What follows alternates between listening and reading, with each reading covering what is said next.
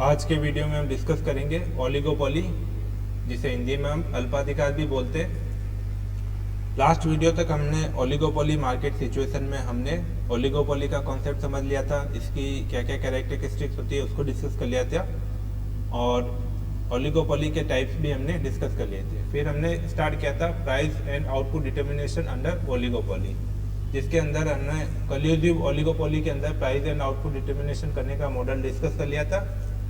और जो दो बचे हुए मॉडल है उसको हम आज के वीडियो में डिस्कस करेंगे। जो आज के वीडियो में फर्स्ट मॉडल जो हम डिस्कस करेंगे उसमें नॉन कल्यूसिव ओलिगोपोली, और सेकंड प्राइस लीडरशिप के अंदर कैसे प्राइस और आउटपुट डिटर्मिनेशन होता है ओलिगोपोली में, उसको हम डिस्कस करेंगे। तो चलते हैं नेक्स्ट स्लाइड में और डिस्कस करते हैं price and output determination under non collusive oligopoly. Price and output determination under non-collusive oligopoly. It will be explained with the help of King demand curve model. तो King demand curve model है, उसके through हम non collusive oligopoly को discuss करेंगे। इस model में कैसे price decide होती है जब कंपटीटर के बीच में कोई भी कोल्यूजन नहीं होता है, कोई भी संधि नहीं होती है, और आपस में वो कंपटीशन करते हैं। प्राइस कंपटीशन भी करते हैं, प्राइस वॉर भी रहता है, और नॉन प्राइस कंपटीशन भी रहता है। पहले हम इसको रीड कर लेते हैं, फिर डिस्कस करेंगे। The kink demand curve model was developed by Paul Sweezy in 1939। According to him the firms under oligopoly try to avoid any activity which could lead to price wars among them. The firms mostly make efforts to operate in non-price competition for increasing their respective shares of the market and their profit. An analytic device which is used to explain the oligopolistic price rigidity is the king demand curve. तो कल्यूजन नहीं भी होता है oligopoly के अंदर, जो हम discuss करेंगे मॉडल, तो भी फर्म्स क्या चाहती है कि प्राइस वॉर हमारे बीच में नहीं हो। अगर प्राइस वॉर अगर शुरू हो जाएगा तो क्या होगा? प्राइस वॉर शुरू हो जाएगा तो सभी को नुकसान होगा। बहुत ज़्यादा प्राइस कम कर लेंगे तो इसमें ओलिगोपोली के अंदर क्या होता है कि प्राइस कम करने से ज़्यादा कोई प्रोडक्शन बढ़ जाएगा या सेल बढ़ जाएगी, ऐसा जरूरी नहीं है। टर्नओवर और आउटपुट जो है वो लगभग प्राइस कम करने के बाद भी बढ़ेगा नहीं, सेम ही रहेगा। अब न्यूज़पेपर भी देख लो, इसमें भी क्या होता है, ओलिगोपोली सिचुएशन है हिंदी न्यूज़ पेपर के अंदर। राजस्थान के अंदर देखा जाए तो राजस्थान पत्रिका है, दैनिक भास्कर है, और या दैनिक नवज्योति, या कुछ और छोटा मोटा हिंदी न्यूज़पेपर होगा। तो यहाँ पे क्या होगा, यहाँ पे अगर प्राइस वॉर शुरू हो जाएगा तो लोग दो अखबार तो पढ़ना शुरू नहीं कर देंगे, लोग तो उतने ही अखबार पढ़ेंगे। अगर एक अखबार एक घर में आता है तो वो 2 नहीं स्टार्ट करेगा, 3 नहीं करेगा। प्राइस कम होने से ज़्यादा कंजम्पशन बढ़ने वाला नहीं है। तो इस केस में क्या होगा, अगर वो ओलिगोपोली सिचुएशन है हिंदी न्यूज़ पेपर के अंदर, और अगर वो प्राइस वार अगर वो स्टार्ट कर दे तो क्या होगा, उनके कोई सेल्स तो बढ़ेगी नहीं और उनके प्रॉफिट में कमी आ जाएगी। तो सब क्या करते हैं, अवॉइड करते हैं प्राइस वॉर के लिए। अभी भी सब जने मिलकर कि दोनों ने मिलकर डिसाइड करा कि नहीं, हम 5 रुपये पर न्यूज़पेपर चार्ज करेंगे डेली। तो इसमें क्या होता है, इसमें उनको क्या होता है, वो फिर बाद में कंपटीशन करते हैं कि नहीं, हमारे में अच्छी न्यूज़ आती है, हमारे ज़्यादा विश्वसनीय है, हमारी जो न्यूज़ होती है वो ज़्यादा, उस पर आप लोग ट्रस्ट कर सकते हो। तो वो क्या करते हैं, नॉन प्राइस एडवर्टाइजमेंट इस पे ज़्यादा फोकस करते हैं। और अगर प्राइस वॉर करेंगे तो सभी को नुकसान होगा। तो कल्यूजन हो या नहीं हो, वो क्या करते हैं, प्राइस वॉर को अवॉइड ही करते हैं। अगर प्राइस वॉर हो तो क्या सिचुएशन होगी, अब हम उसको डिस्कस करेंगे। This model operates on fulfilling certain condition which in brief are as under. अब उसमें क्या क्या है देखो, प्राइस वॉर मॉडल में क्या हो सकता है, all the firm in the industry are quite developed with और without product differentiation. All the firms are selling the goods on fairly satisfactory price in the market. If any firms lower the price of its product to capture a large share of the market, the other firms follow and reduce the price of their goods in order to retain their share of the market. अब तो क्या होता है, oligopoly के अंदर क्या होता है, सबके पास एक हिस्सा होता है। प्राइस होमोजीनियस हो, गुड्स या नहीं हो, कुछ भी हो, तो जो फर्म्स होती है वो डेवलप होती है, अपनी उनकी जो कंडीशन होती है वो अच्छी होती है। मतलब 20% शेयर लेके बैठी है, जैसे 5 फर्म है तो 100% में सबके पास 20% शेयर है। अगर 3-4 फर्म्स है तो उसके अंदर हो सकता है 30 to 40 शेयर हो, और अगर 10 भी कंपटीटर है तो सबके पास 10% हिस्सा है। तो सब क्या होता है, डेवलप्ड होती है फर्म्स। और जो प्राइस होती है वो ऐसा प्राइस चार्ज करती है कि जो कंपटीटर के बेसिस पे हो, जो फेयर प्राइस पॉलिसी रहती है ओलिगोपोली के अंदर, अगर कोई भी कल्यूजन नहीं हुआ होता है। तो इस केस में अगर क्या है कि कोई प्राइस कम कर भी देता है कोई, क्योंकि कल्यूजन तो है, इस मॉडल जो हम पढ़ रहे हैं इसमें कोई संधि नहीं हो रखी होती है, कोई भी साठगांठ जो फर्म्स होती है इंडस्ट्री के उसके अंदर नहीं हो रखी होती है। तो नॉन कल्यूजिव ओलिगोपोली डिस्कस कर रहे हैं, इसके अंदर कोई प्राइस कम कर भी देता है तो उस केस में क्या होता है, सब उसको जो कंपटीटर होते हैं वो भी प्राइस कम कर देते हैं। अगर नहीं करेंगे तो क्या होगा, उनके जो कंज्यूमर होंगे, मार्केट शेयर होता है वो दूसरे के पास चला जाएगा।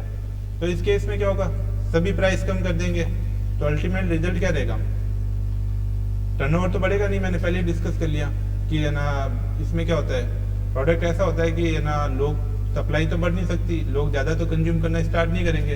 अब फ़ोन है तो फ़ोन क्या होगा, लोग मोबाइल सेवा है, टेलीकॉम इंडस्ट्री हो गई या हिंदी न्यूज़पेपर, लोगों को तो एक ही डाटा चाहिए, एक डाटा पैक चाहिए। अब ऐसा तो है नहीं कि सस्ता हो गया तो लोग डबल डाटा पैक या 2 सिम रखना शुरू कर देंगे, दोनों सिम में रिचार्ज करना शुरू कर देंगे, नहीं ऐसा तो नहीं होगा। 2 न्यूज़पेपर करना रीड करना शुरू नहीं कर देंगे तो उस केस में क्या होगा, सेल तो बढ़ेगी नहीं और उल्टा उनका प्रॉफिट कम हो जाएगा। डी पॉइंट क्या, if one firm raise the price of its goods the other firm will not follow the price increase, some of the customer of price raising firms will shift to their relatively low price firm. अगर कोई बड़ा कम करेगा तो क्या होगा, दूसरा भी कम कर देगा, और बढ़ाएगा तो क्या होगा, दूसरा नहीं बढ़ाएगा तो उसके कस्टमर दूसरे के पास शिफ्ट हो जाएंगे। तो उससे क्या होगा, बढ़ाने से उसका मार्केट शेयर हाथ से निकल जाएगा। तो कल्यूजन नहीं भी हो तो कोई संधि नहीं भी हो तो भी क्या होता है, ज़्यादा का प्राइस वॉर नहीं करते, और प्राइस वॉर करते भी है तो उनको कोई बेनिफिट नहीं होता, उल्टा नुकसान होता है। तो mister Paul Sweezy use to demand curve concept to explain the model, these are reproduce below. तो ये जो किंग डिमांड कर्व के अंदर पॉल स्विजी ने डायग्राम बताया, उसके अंदर क्या होता है, जो प्रेजेंट प्राइस जो होती है अभी मार्केट में वो क्या होती है, $10 होती है। $10 होती है, उस पर 120 जो होता है आउटपुट होता है। अब फर्म क्या करती है, कोई फर्म क्या करती है, प्राइस घटा देती है, घटा के सॉरी इधर हम देते हैं ना, ये डिमांड कर्व है DDD हैश, ये जो है ना ये क्या है, डिमांड कर्व है, DD कर्व। अब प्रेजेंट प्राइस कहाँ पे है, डिमांड कर्व पे B पे है। अगर कोई फर्म क्या करती है, प्राइस घटा देती है, देखो 10 पर डॉलर है क्वांटिटी की, 10 जब डॉलर होगी प्राइस तो कितनी क्वांटिटी आउटपुट होगा, 120 होगा, 120 है। अगर कोई प्राइस कम कर देगी तो क्या करेगी, सारी इंडस्ट्रीज भी प्राइस कम कर देगी, तो उसके क्या होगा, प्राइस कम करने से जो सेल बढ़ेगी वो, अब देखो प्राइस में कितना बड़ा चेंज किया है, प्राइस आधे से भी ज्यादा कम करके 4 कर दी है।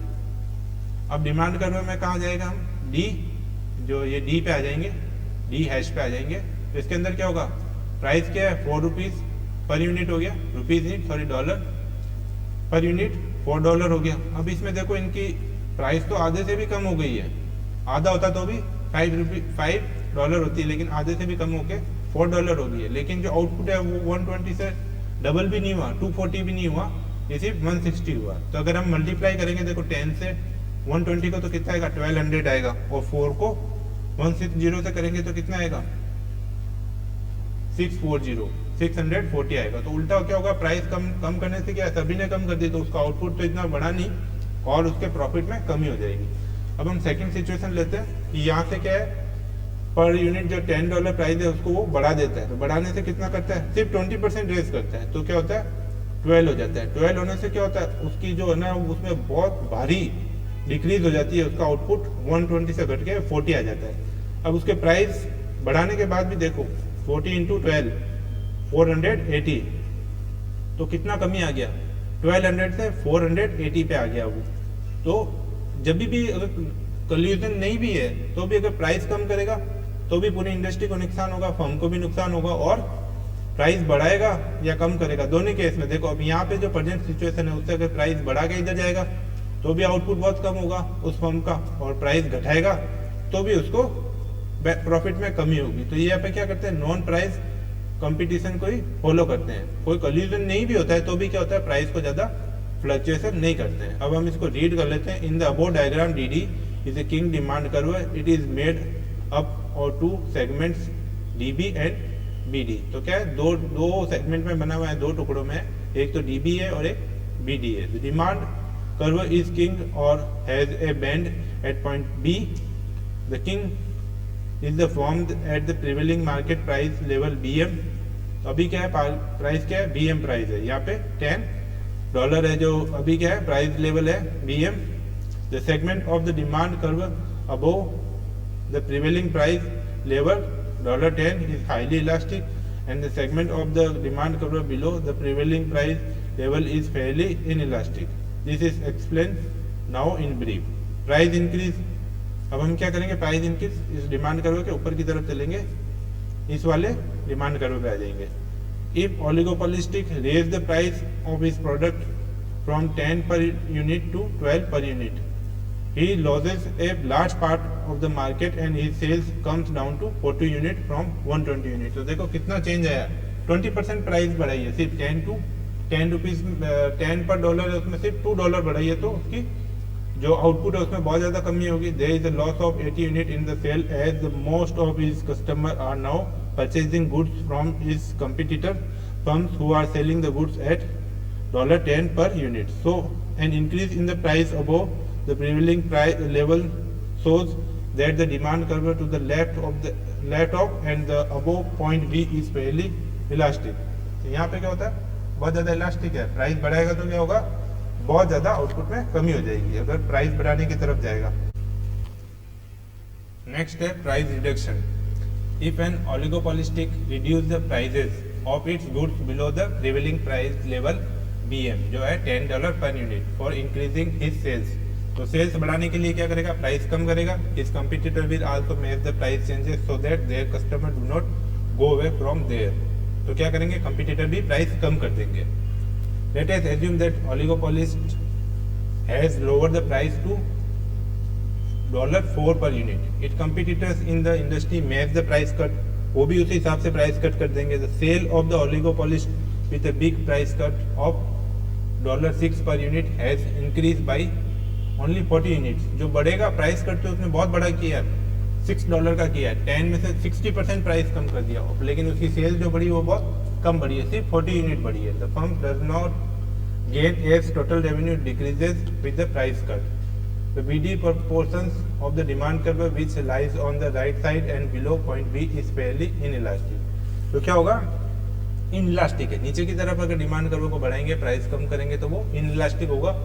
प्राइस कट के अकॉर्डिंग जो आउटपुट है वो नहीं बढ़ेगा।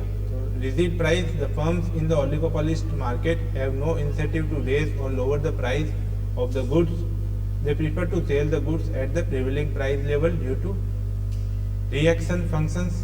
द प्राइस BM जो क्या है $10 per unit will therefore tend to remain stable or rigid as every member of the oligopoly does not see any gain by lowering or raising the price of his goods।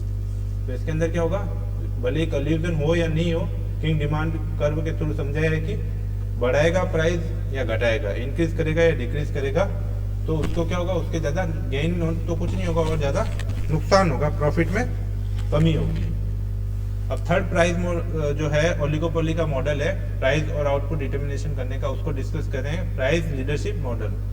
अब इसके अंदर क्या होता है, एक जो इंडस्ट्री होती है, इंडस्ट्री के अंदर फर्म होती है, वो बहुत बड़ी होती है, उसकी कॉस्ट कम होती है, वो पहले से एग्जिस्टिंग फर्म्स होती है, या उसके पास बहुत बड़ा लार्ज शेयर होता है, उसको जो होता है वो क्या होता है, बड़े स्केल पे प्रोडक्शन करने के कुछ बेनिफिट्स होते हैं, तो वो उसके पास क्या होता है, कुछ एक्स्ट्रा रहता है, वो थोड़ा कंपटीशन में ऊपर रहती है। तो वो जो प्राइस डिसाइड करती है उसको वो क्या करती है, लीड करती है पूरे इंडस्ट्री को, वो प्राइस और आउटपुट डिसाइड करती है, उसको जो अदर जो छोटी फर्म्स है उसको फॉलो करते हैं। तो ऐसी सिचुएशन भी ओलिगोपोली में हो सकती है, उसको हम थर्ड जो मॉडल है प्राइस और आउटपुट डिटर्मिनेशन करने का, उसमें हम डिस्कस करेंगे प्राइस लीडरशिप मॉडल।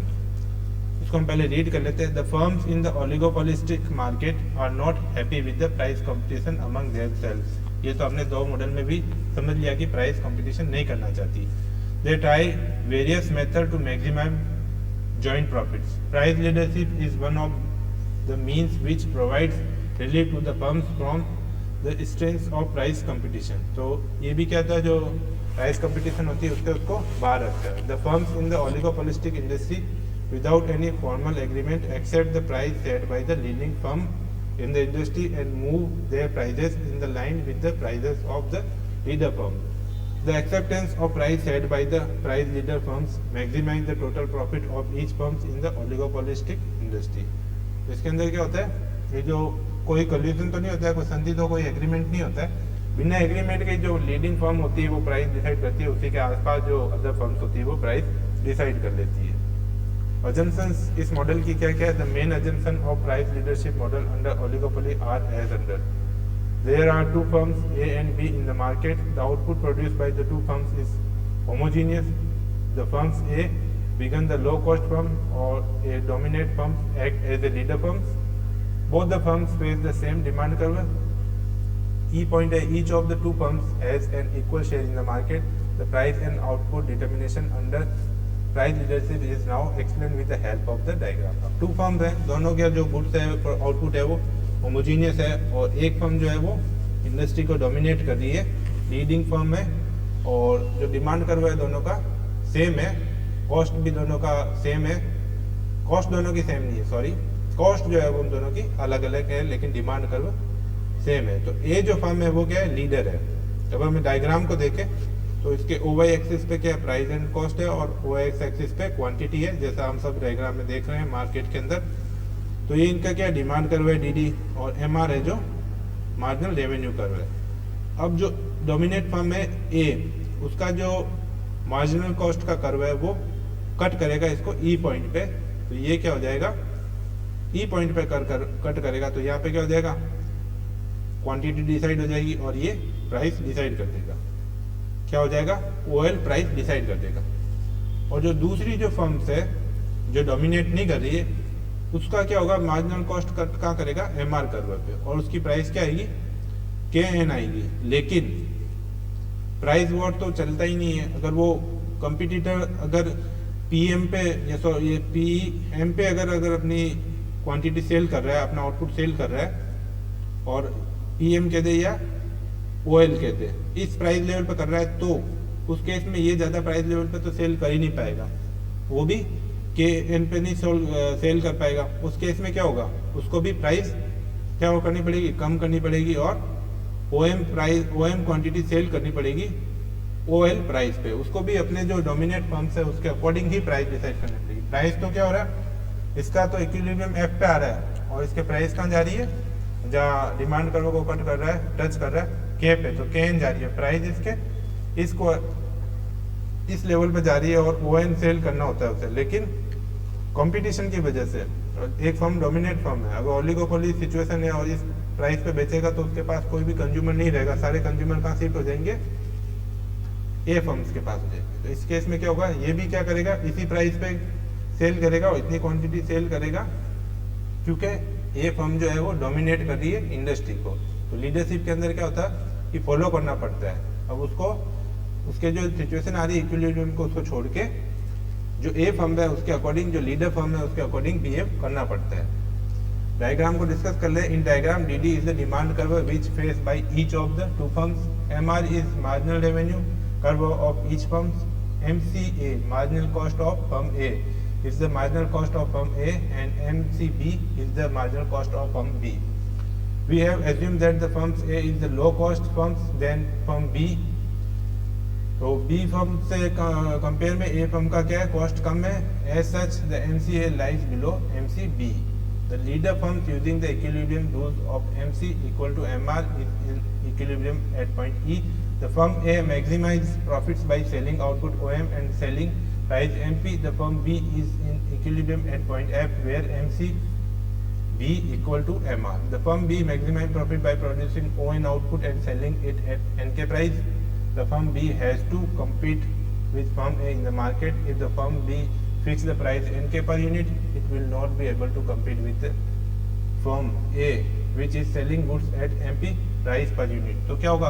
अगर वो ज़्यादा प्राइस रखेगा, उसका इक्विलिब्रियम कहीं पे भी आ रहा है, उसका इक्विलिब्रियम F पे आ रहा है, F पॉइंट पे आ रहा है, और वो NK प्राइस अगर रखेगा तो उससे ऐसे कंपटीशन नहीं कर पाएगा. जो लीडिंग फर्म्स है उसके पास क्या थोड़ा सा बेनिफिट है, उसकी लो कॉस्ट है तो उसके पास बेनिफिट है, तो प्राइस वही डिसाइड करेगा, क्योंकि वो लीडर है, उसके कुछ एक्स्ट्रा बेनिफिट है, उसकी कॉस्ट कम है, तो उसी के अकॉर्डिंग प्राइस डिसाइड करेगा, और सप्लाई या आउटपुट हो जाए उसी के अकॉर्डिंग फिक्स होगा. नेक्स्ट पैराग्राफ है. Hence the firm B will be compelled to follow the leader firm A. The firm B will also charge empty price per unit as set by the firm A. The firm B will also produce QM output like the firm A. Thus both the firms will charge the same price MP and sell each of them OP output. The total output will thus be twice of OM. The firm A, being the low cost firm, will maximize profit by selling OM output at MP price. The profits of the firm B is lower than the firm A because its cost of production is higher than of firm A. तो इसमें diagram में हम देख रहे हैं ना, तो जो बी फर्म है उसका इक्विलिब्रियम तो एफ पे आ रहा है और के एन प्राइस डिसाइड हो रही है, लेकिन इसके कंपेयर में जो फर्म ए है वो पीएम पे सेल कर रही है, तो क्या होगा, कोई भी कंज्यूमर यहाँ से इस प्राइस पे कोई गुड्स नहीं खरीदेगा, होमोजीनियस गुड्स है तो सब ए के पास चले जाएंगे। इसलिए फर्म बी की मजबूरी है कि वो पीएम पे ही सेल करे और ओएम क्वांटिटी को प्रोड्यूस करे। तो इस केस में क्या हो जाएगा, दोनों का फर्म ए भी ओएम क्वांटिटी प्रोड्यूस करेगी, उसने डिसाइड किया है, और पीएम पे बेचेगी, तो उसी को फॉलो करना पड़ेगा। दूसरी फर्म जो बी है उसको भी पीएम प्राइस लेवल और ओएम क्वांटिटी सेल करना पड़ेगा, क्योंकि जो कॉस्ट ऑफ प्रोडक्शन है वो ए का कम है, उसके पास क्या कुछ एक्स्ट्रा बेनिफिट है, एक्स्ट्रा एडवांटेज है, इसलिए वो प्राइस डिसाइड करेगी। क्योंकि उसकी कॉस्ट कम है तो वो प्राइस डिसाइड करने के पोजीशन में है, और फर्म बी है उसकी क्या है, कॉस्ट ऑफ प्रोडक्शन ज़्यादा है, तो वो इस पोजीशन में नहीं कि वो प्राइस सेट करे। तो प्राइस फर्म ए डिसाइड करेगी, उसको बी फॉलो करेगी। ये आपके प्राइस लीडरशिप मॉडल था अंडर ओलिगोपोली, और ओलिगोपोली इसी के साथ आपका ना, इस मॉडल के साथ ही आपका ओलिगोपोली चैप्टर भी कंप्लीट हो गया है, और साथ में आपका मार्केट यूनिट भी कंप्लीट हो गया है। ओलिगोपोली जो मार्केट सिचुएशन थी उसका ये आपके असाइनमेंट है, और नेक्स्ट हम जो डिस्कस करेंगे कोई और यूनिट डिस्कस करेंगे। इस वीडियो में इतना ही। Thank you.